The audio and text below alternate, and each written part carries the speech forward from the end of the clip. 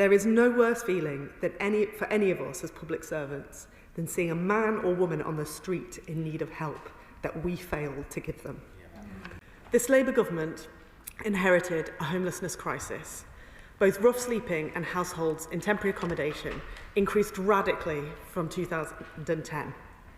So it's not just the people we can see sleeping in Westminster Tube Station as we leave this building, but also families and children that we can't see, living in unsuitable temporary accommodation such as bed and breakfast, without a kitchen, far away from family, friends and schools.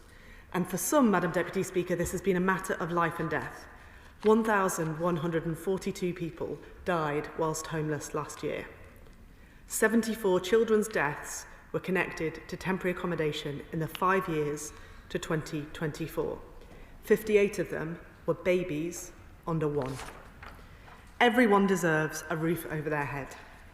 And children in the worst housing our country can offer deserve the attention of this House. To tackle the root causes of homelessness and break the cycle of failure, we must build more homes. We want to build 1.5 million new homes, including more social and affordable housing. That's more than that's been built for years.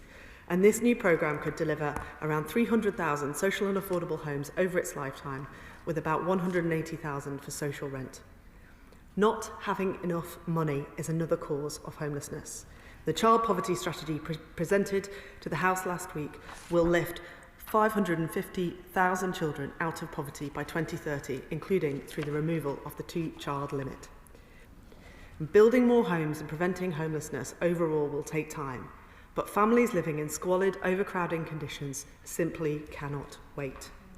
The government will eliminate the use of B&Bs for families this Parliament and make sure temporary accommodation is livable on the rare occasion that homelessness can't be prevented. And we've already proven it's possible through innovation funded by our Emergency Accommodation Reductions Pilot programme.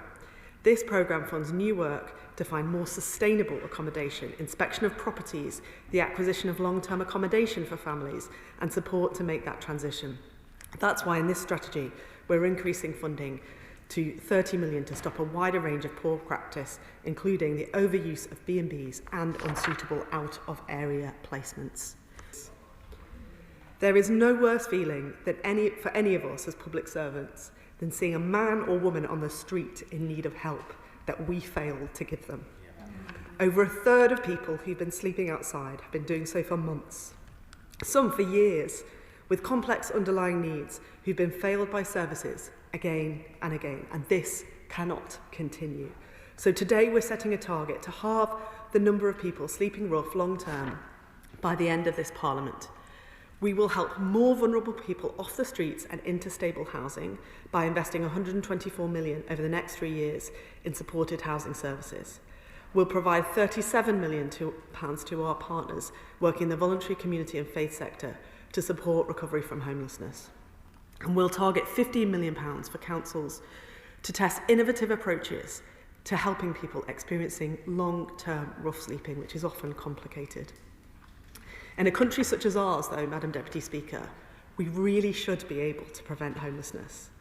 But instead, hard-working professionals are stuck responding to crisis after crisis. Many councils have simply become overwhelmed by the costs, and people are having to face a night on the street just to access support in the first place. So I'm proud that this strategy prioritises targeted prevention of homelessness among vulnerable groups like young people and survivors of domestic abuse. We are providing more support to young people in supported housing, helping them develop the skills and independence they need, and by making work pay, crucially removing the work disincentive for those in temporary accommodation and supported housing. And we're ensuring that a job is a reasonable and achievable outcome.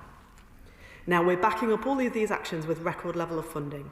We've invested more than £1 billion for homelessness services this year, including the largest ever investment in prevention services. And I can announce today the allocation of an extra 50 million top-up to the homelessness prevention grant this year to further boost the support available to people at risk of homelessness right now. And this strategy sets out how we'll provide a further £3.5 billion funding for homelessness and rough sleeping services over the next 3 years, with much more freedom and flexibility for councils to get on and do.